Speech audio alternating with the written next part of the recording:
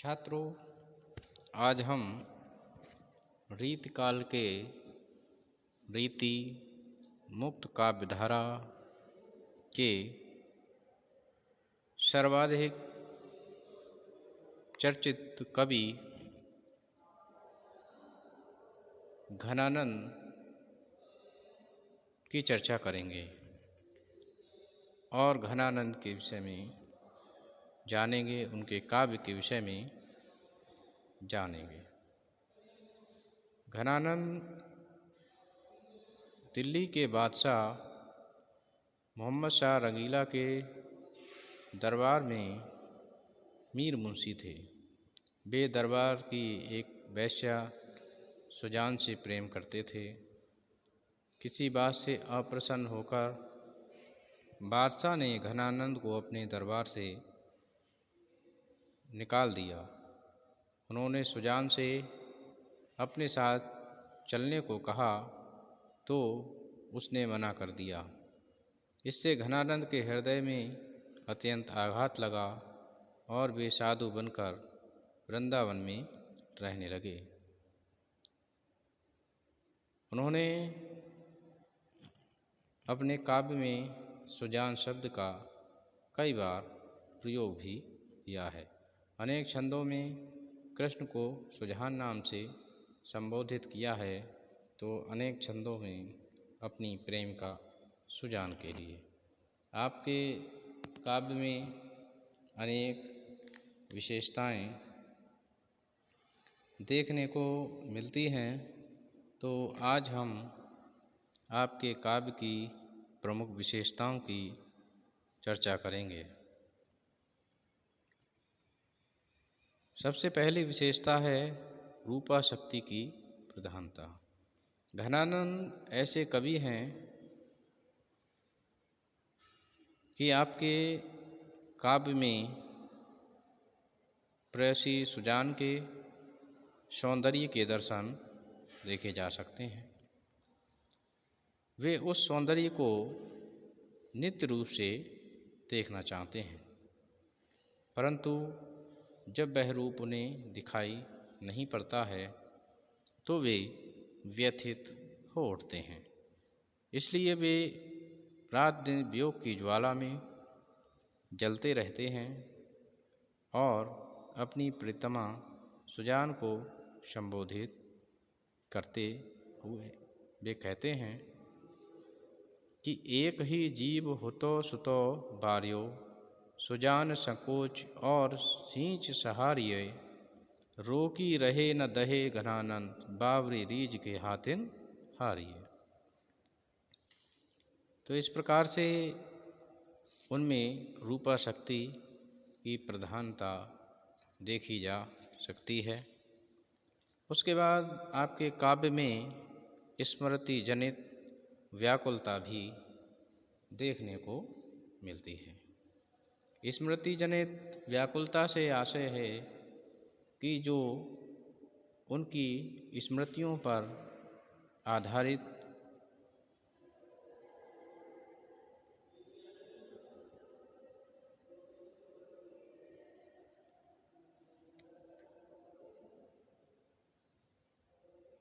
विभिन्न संदर्भ हैं, जिसके कारण से वे दुख का कारण बनते हैं, क्योंकि उन्होंने जो समय अपनी प्रीतमा के साथ संयोग काल में बिताया था वे निश्चय ही सुखकारक था।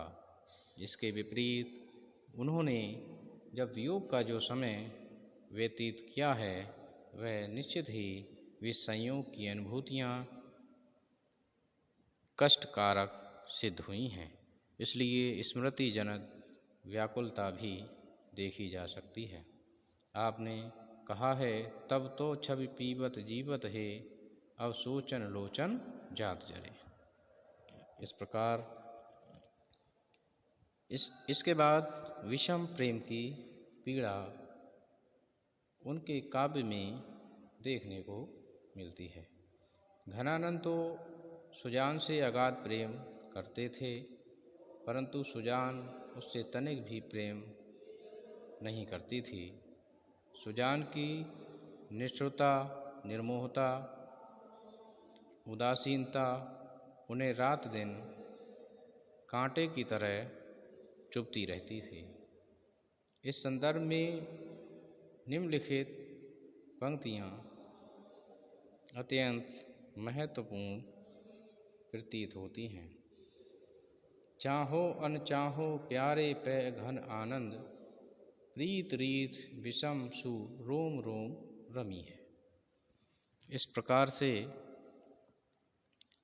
विषम प्रेम की पीड़ा उनके काव्य में स्पष्ट रूप से देखी जा सकती है।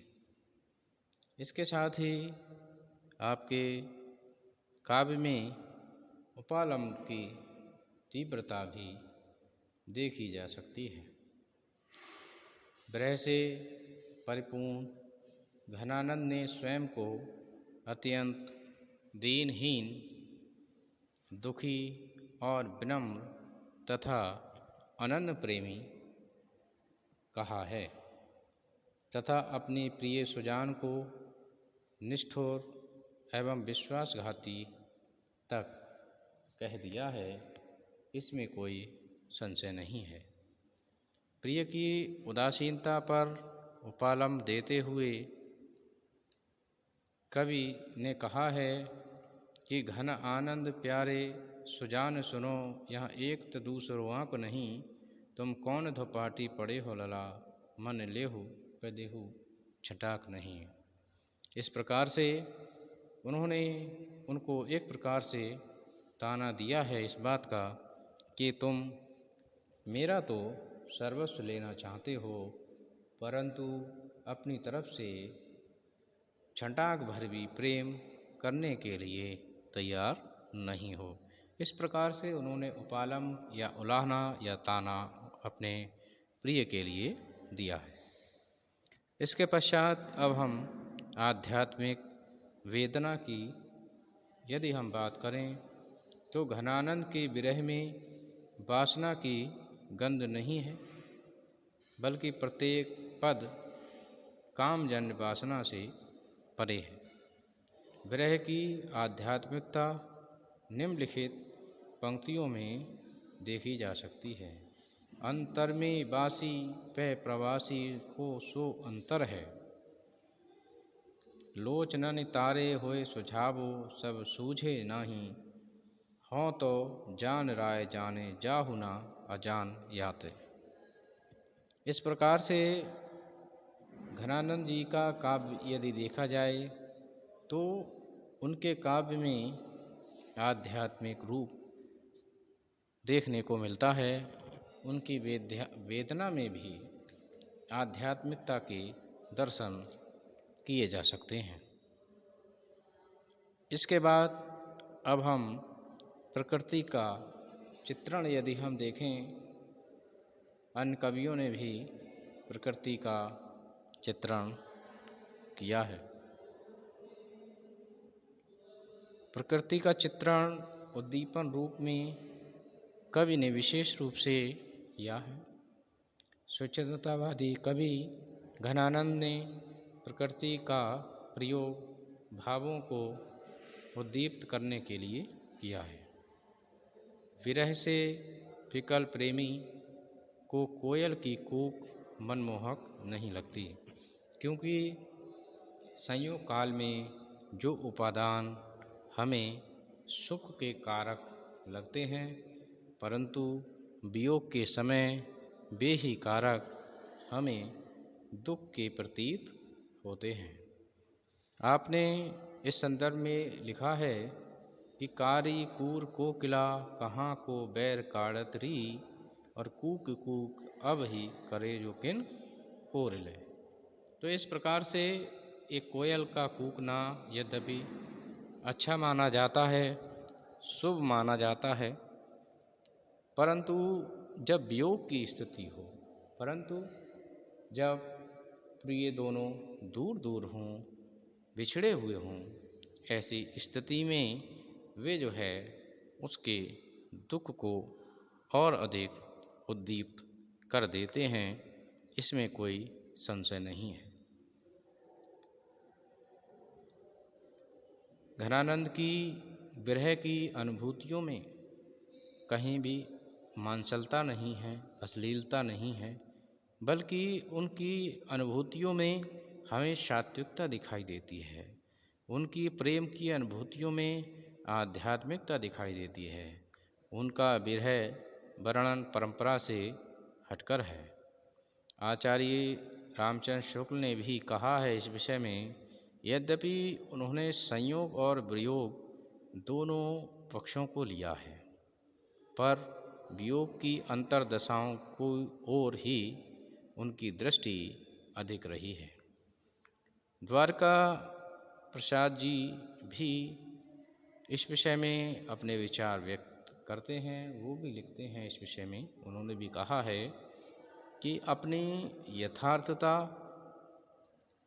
सात्विकता, पवित्रता एवं आध्यात्मिकता के कारण ही घनानंद की विरहानुभूति सर्वोत्कृष्ट है, और अपनी इसी सात्विक विरह भावना के कारण घनानंद हिंदी के सर्वोत्कृष्ट विरही कवि हैं।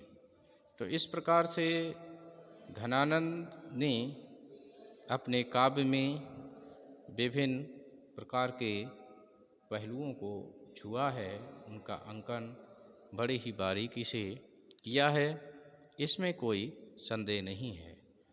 चाहे रूपा शक्ति की बात हो, चाहे स्मृति जनित व्याकुलता की बात हो, उपालंब की बात हो, आध्यात्मिकता की बात हो, चाहे प्रकृति चित्रण की बात हो, हर दृष्टि से उनका काव्य एक अच्छा काव्य ठहरता है। और उन्होंने प्रेम परक कविताओं में विविध विषयों को उठाया है। तो मैं समझता हूँ आपने इसको समझा होगा। धन्यवाद छात्र।